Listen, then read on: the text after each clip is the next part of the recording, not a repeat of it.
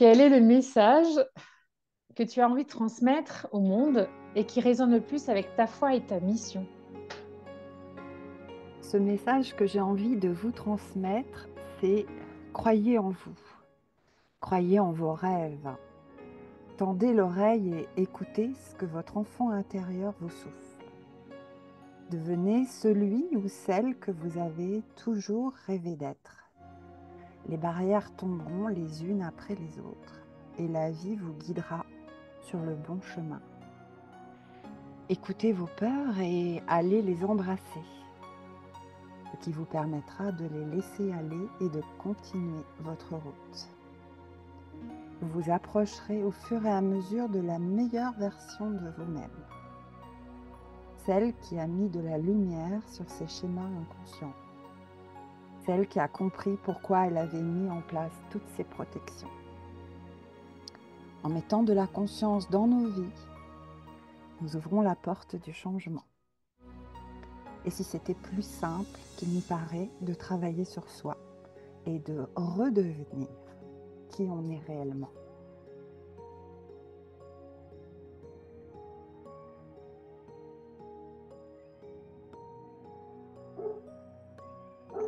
Quel moment clé, le déclic que tu as eu et qui t'a justement rapproché de cette foi-là? Ce déclic a eu lieu il y a presque 10 ans maintenant, lorsque j'ai perdu maman.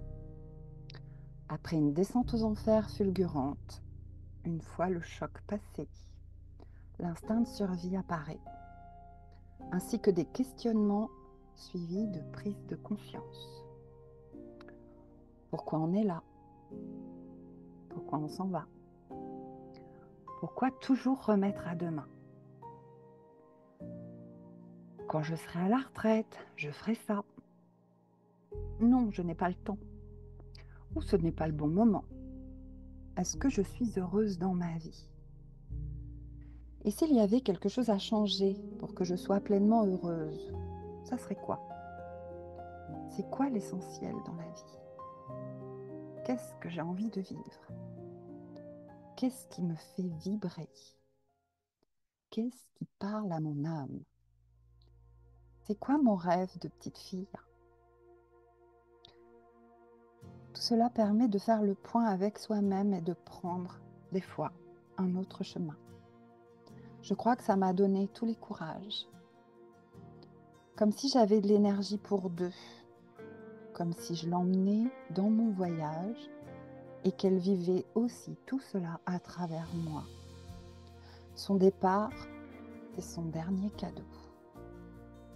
L'amour, c'est ce qui a fait que je suis celle que je suis aujourd'hui. Son départ, ça a été un propulseur. Sinon, il est probable que je n'aurais rien changé de ma vie de routine dans laquelle je ne m'épanouissais pas. Elle a été un guide pour moi de son vivant. Elle était le symbole absolu de l'amour inconditionnel. Depuis son départ, elle est mon étoile.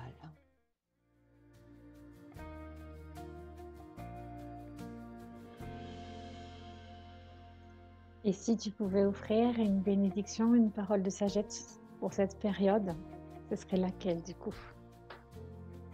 Ce que j'ai envie de vous dire, c'est quand allez-vous décider de prendre soin de vous, de prendre le temps de vous poser pour pouvoir réfléchir et faire le point sur votre vie.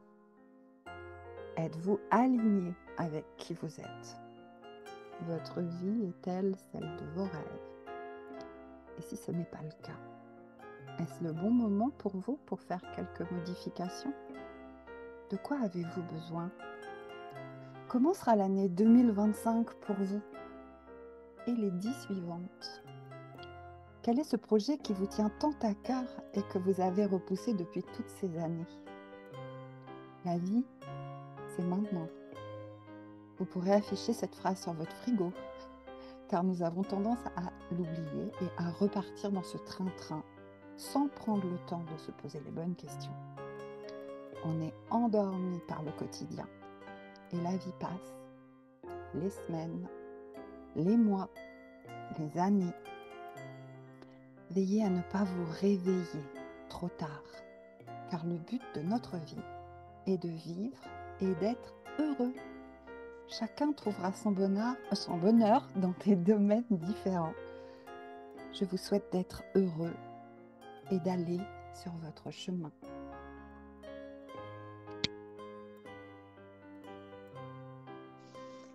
Quelle est ta vision pour un monde où justement chacun trouve son chemin, embrasse l'amour, l'espérance que tu as pour notre monde de demain? Ma vision pour le monde de demain, dans un monde où l'amour est là à chaque instant et guide nos pas, nos choix, nos décisions et nos vies. Alors, il n'y a plus de guerre, plus de jalousie, plus de méchanceté. Nous nous respectons les uns les autres. Nous prenons soin de nous et des autres. Nous avons des besoins simples et accessibles.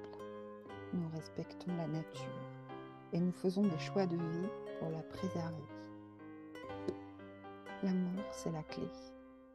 L'amour, le vrai, le sincère, le simple. Celui que nous donnons sans attente et qui nous revient par des chemins qu'on n'aurait même pas imaginés. C'est la magie de la vie. L'amour que nous nous portons rejaillit sur le monde. Alors commençons par nous aimer nous-mêmes pour un monde à notre image et faisons grandir cet amour pour transformer, transmuter ce qui a besoin de l'être.